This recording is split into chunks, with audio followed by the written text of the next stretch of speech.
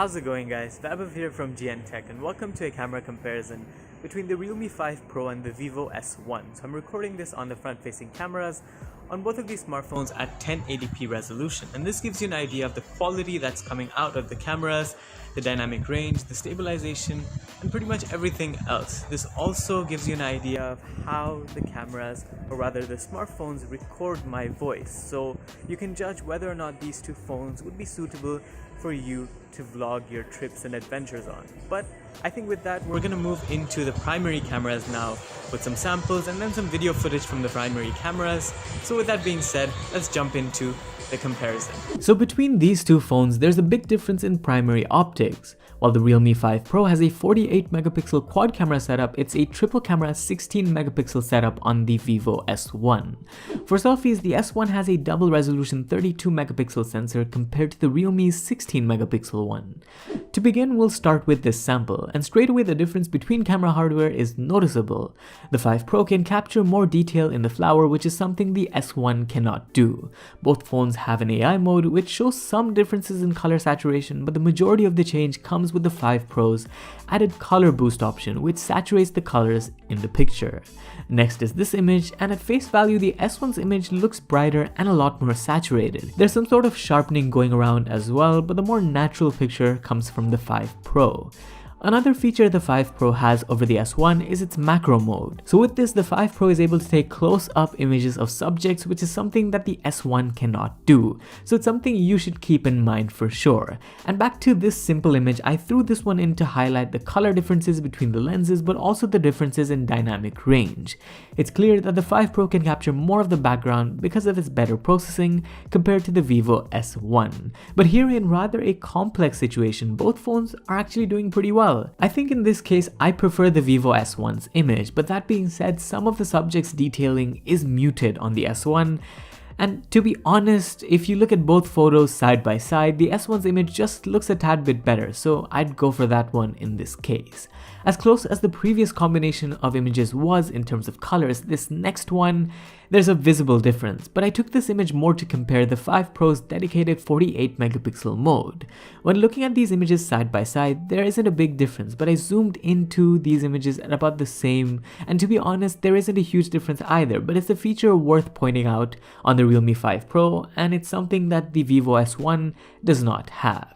This sample is to highlight both phones' ultra-wide angle lenses. In terms of coverage, the S1 does have a wider field of view compared to the Realme 5 Pro, and the image just looks a lot sharper. Some of this does look artificial compared to the 5 Pro, but the 5 Pro's lens has this greenish tinge to the colors, which you don't find on the Vivo S1. While neither phone has any optical zoom, I thought it would be worth comparing the extent to which both of these phones perform. So this is at 1x zoom, and now this is at 2x zoom, where straight away the sharpness on the S1 stands out. This is at 5x zoom, where I think the S1's image looks better in terms of detail and noise, and this is at 10x zoom. While the 5 Pro has a lot of artifacting going on, at least the S1 doesn't have any of that. Speaking of optical lenses, let's also talk about portraits. So this is a portrait with a complex subject, and I think both phones are doing relatively well. The S1's image is slightly overexposed, but aside from that, it's hard to pick a clear winner between these two samples. But with portraits of people, the differences are more obvious, and here certainly the Realme 5 Pro is better both with edge detection and dynamic range. Flipping to selfies, one clear change is the difference in colors. The Vivo S1 for some reason enhances colors, which lead to a reduction in detail, and its dynamic range is not that much better. However, with portraits, it seems to me that the high resolution sensor on the Vivo S1 shines, with it capturing more detail than the 5 Pro. I think between these though, the choice really is down to personal preference. With that, we can move to nighttime photos. Unfortunately, the Vivo S1 does not have a dedicated night mode, and its lens without it is fairly poor.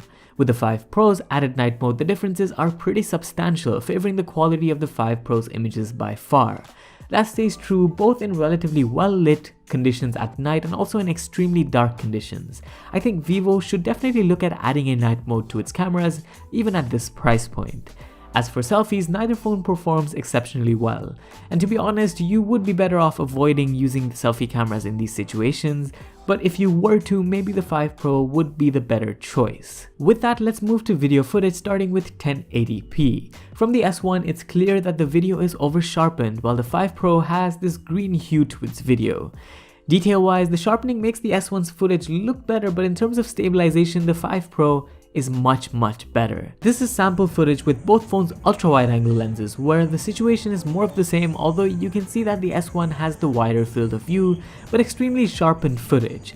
This sample is now comparing 1080p 60fps footage from the 5 Pro versus 1080p 30fps footage from the S1 because that's the highest it can do, where quite honestly, the extra frame rate is not too visible from the 5 Pro. And lastly, this is looking at 4K video from the 5 Pro compared to 1080p on the S1.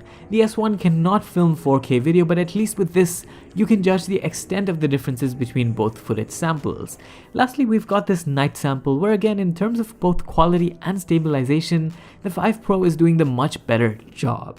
So that wraps up this comparison. Let us know what phone you prefer down in the comments and make sure to like and subscribe for more videos in the future. Thanks for watching, this was Vaibhav and I'll see you in the next one. Adios.